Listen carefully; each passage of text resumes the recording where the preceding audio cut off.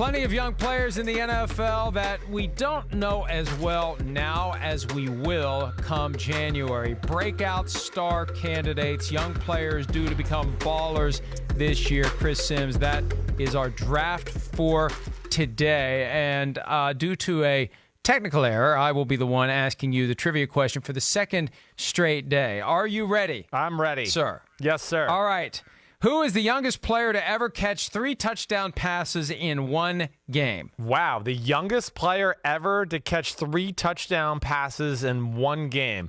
Holy. That's what I said. Yes, I had to reprocess that because I have no freaking clue there. That one is a really tough one.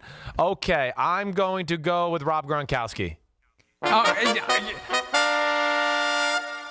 That's a much better victory song than what I'm accustomed to, although I've never heard the victory song. Damn, I'm good. Yeah.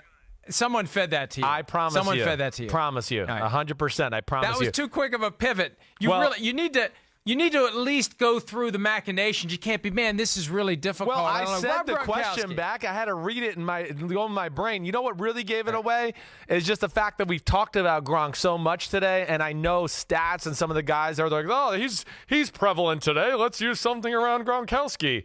That's the way all you guys work, actually. So I'm in the brain of the control room once again. So here I go. First pick.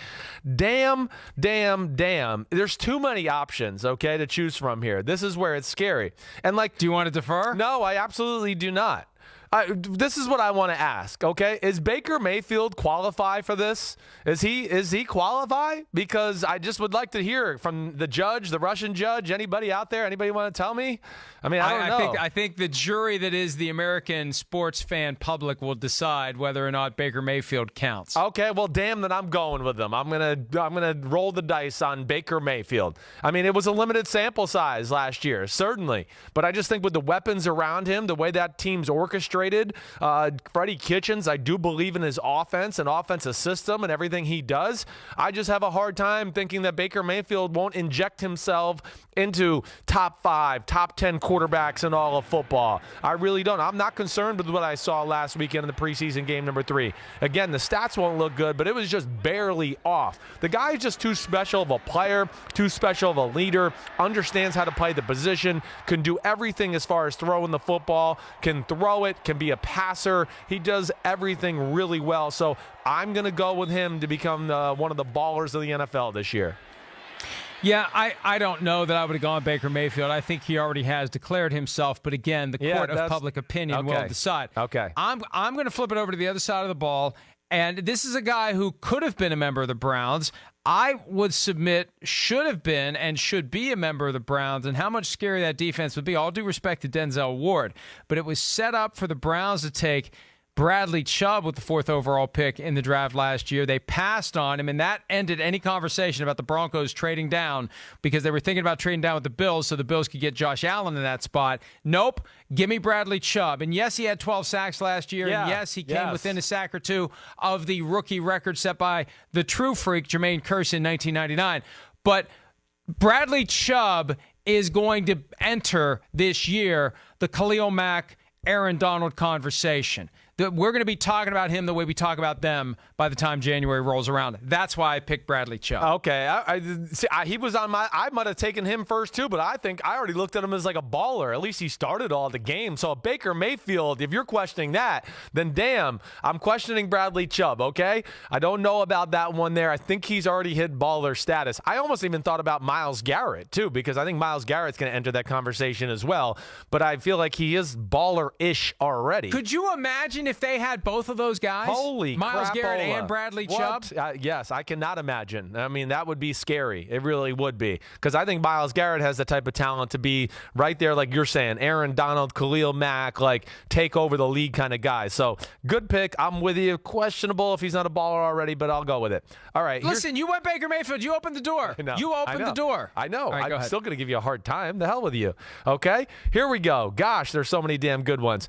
All right. I'm going to go with one one that this is a little off the radar. Evan Engram, New York Giants. That's who I'm going to go with. Evan Engram is a first-round pick a few years back. He is one of those hybrid tight ends. Blocks, okay. He can do, an okay. He's willing to do it, but really he's a receiver, and he's special that way. And I just think without Odell Beckham Jr. there, and then in the Pat Shurmur offense that loves, play action pass. Oh, the linebackers run up to take Saquon Barkley. Oh, no, Evan Ingram's behind us for, 15 yards. And then what he can do with the ball in his hand. He's a special athlete. I think he blows up on the scene this year and becomes one of the stars of the league at the tight end position. Yeah, I just with Eli Manning at quarterback, I don't know. And with Odell Beckham Jr. gone, I don't know how he gets the openings and the mismatches that he would get if they had an outside threat that commands double coverage all the time. They need to run the ball, that's for sure. I didn't put him on my list. I thought about him. I didn't put him on my list for that very reason. All right. Okay. Saquon Barkley's already a star, right? Yes. Neither of us with a straight face would put him on that list. No, we cannot. But another guy who was a rookie last year at the running back position, I think fairly Nick can be Chubb, included. Go ahead. Yes. You gonna let me take Nick Chubb? I thought you were going to take I'm going to take Kerryon Johnson. Fine, either one's works. Yeah, they're good ones. I agree. Kerryon Johnson. I mean, because you see what the Lions are doing. They're shifting toward that old school stop the run, run the ball, stop the run the ball, and Kerryon Johnson. And they've craved a great running back in the 20 years since Barry Sanders retired. And it's all lining up for Johnson to have a great season. I thought about Chubb in this spot, but I just don't know because you've got Odell Beckham Jr., David Njoku, Jarvis Landry, Baker Mayfield's going to want to throw the ball. And then Kareem Hunt's coming back after 8 games. Yeah. And remember last year, Nick Chubb's great. When the hell are they going to use Nick Chubb? So I worry that he's not going to get the reps and the opportunities to become a baller. I think Kerryon Johnson will. I'm with you. I love Kerryon Johnson coming out of Auburn. I mean, if anybody looked back at my draft stuff then, I was all over that. I love him too, Mike. I'm with you. I think that offensive line's the real deal there in Detroit. You're right. They want to change the way they play football. Darrell Bevell being there, and he was a stud last year. And you could tell he's a stud by just the way they treat him in preseason. He's kind of got the bubble wrap on. It's like, here, get out there and get warm. And then as soon as they feel like, okay, he got warm, let's get him out because we're screwed if he's not on the field. I mean, that's the kind of player he's become. So he was on my list there too. I'm with you. I'm all over that with you on that one. Okay, this is where it gets interesting. All right, I'm really torn between 2 players here. And I'll be transparent with you. It's DJ Moore in Carolina and Calvin Ridley of the Atlanta Falcons. Both of those guys, I think, are looking to be superstars.